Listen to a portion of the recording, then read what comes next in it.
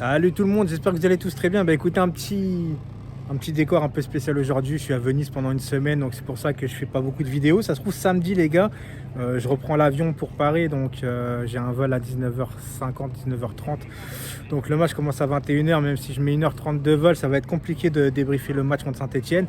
Écoutez, aujourd'hui une petite vidéo sympathique, on va dire, au niveau de Navas et Donnarumma. Est-ce que pour vous, je vous demande en commentaire, est-ce que pour vous Donnarumma doit être numéro 1 au Paris Saint-Germain? Alors c'est pas le fait de dénigrer Navas, bien au contraire, on sait tous ce que Navas a fait pour le Paris Saint-Germain, notamment les matchs contre le Barça et le Bayern la saison dernière. La saison il y a 2 ans, je sais plus, les gars, le temps il passe tellement vite. Là n'est pas la question en fait, on peut très bien respecter le gardien qu'il a été au Paris Saint-Germain et de mettre à côté les sentiments et se mettre dans la place un peu des dirigeants du Paris Saint-Germain. C'est-à-dire que tu as fait venir un gardien, un grand espoir, un gros potentiel au Paris Saint-Germain, où tu étais obligé de le faire venir, vu que là tu pouvais l'avoir gratuit, ou sinon tu ne le faisais pas venir et tu laissais la place correctement à Navas, sauf que dans 2 ans, tu n'avais plus de gardien. Donc je pense que le choix de prendre Donnarumma était bon. Le meilleur choix aurait été peut-être, si tu voulais respecter Navas, de le garder encore un an dans les buts en tant que titulaire et de prêter Donnarumma comme c'était prévu de base. Le fait qu'il ne soit pas prêté et qu'il inspire à une place de titulaire, hein, le mec il a gagné l'Euro et puis c'est surtout qu'il y a la Coupe du Monde l'année prochaine.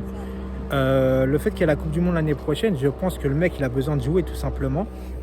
Alors je fais pas une vidéo de Donnarumma, tout ça parce qu'on est en Italie, hein, rien à voir les gars, c'est juste que ça me trottait un petit peu depuis pas mal de temps en vérité, parce que je trouve que Navas malheureusement est fragilisé par cette concurrence qui est certes, hein, la concurrence pour moi est loyale, tout à fait correcte, sauf qu'on sait très bien que la concurrence au niveau des gardiens c'est pas facile du tout.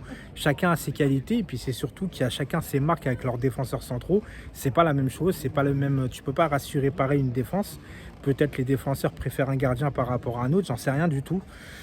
Quoi qu'il en soit, les gars, je le trouve fragilisé comme il était au Real avec Courtois. Il l'avait mal apprécié. Après, Courtois, c'est autre chose, hein. Courtois, il a été acheté, il a été rétrogradé, il a été vraiment mis en mode manque de respect, tu vois, au Real. Au PSG, c'est pas vraiment un manque de respect, c'est juste qu'ils instaurent un nouveau gardien avec un gros potentiel. Ils font tourner, chacun a ses matchs, que ce soit Ligue des Champions, championnat. Sauf que je trouve que Navas est fragilisé. C'est-à-dire que le premier but qu'on se prend, c'était quoi le dernier match là? Le dernier but, si je me rappelle même plus du dernier match, c'est affolant en fait. Contre Nantes, bien vu. Je suis perdu, hein. Je suis en vacances, ça y est, j'oublie tout.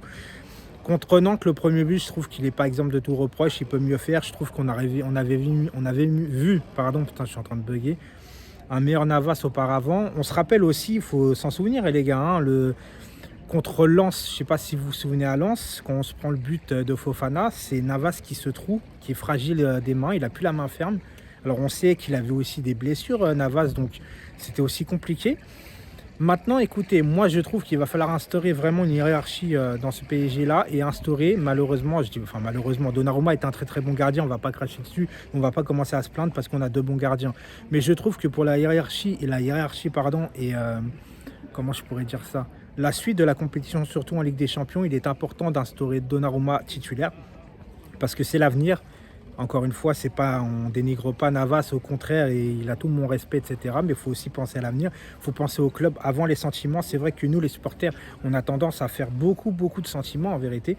Mais il faut penser à un moment donné performance et surtout priorité à l'avenir. Et l'avenir, je pense bien évidemment, là je vous apprends rien, que c'est Donnarumma. Certains peuvent préférer Navas, c'est pas le souci de préférer Navas ou Donnarumma.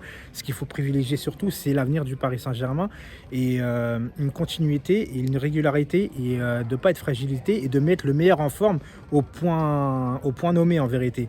Moi je pense que ça sert à rien de faire cogiter à Donnarumma ou Navas qui est titulaire ou pas. J'espère qu'on ne fera pas tourner en Ligue des Champions et qu'on va instaurer un gardien numéro 1 en Ligue des Champions pour aller plus loin dans la compétition. Je trouve que c'est important d'instaurer une hiérarchie au niveau des gardiens et pas continuer à faire tourner. Bon les gars, c'est pas tout, le bateau va bientôt arriver. Oui, parce que les gars à Venise, les transports c'est le bateau, hein. Il n'y a pas de voiture, il n'y a pas de tram, il n'y a rien du tout. On profite, on a de la chance, il fait beau. Donc voilà, écoutez, je vous dis à très très vite. Samedi, je suis pas sûr de faire une vidéo les gars, parce que samedi, malheureusement, je vous l'ai dit, hein, je rentre à Paris, donc ça va être un peu juste, même si le match est à 21h. On verra bien. En tout cas, je vous souhaite une très très bonne semaine et je vous embrasse très très fort. Ciao tout le monde.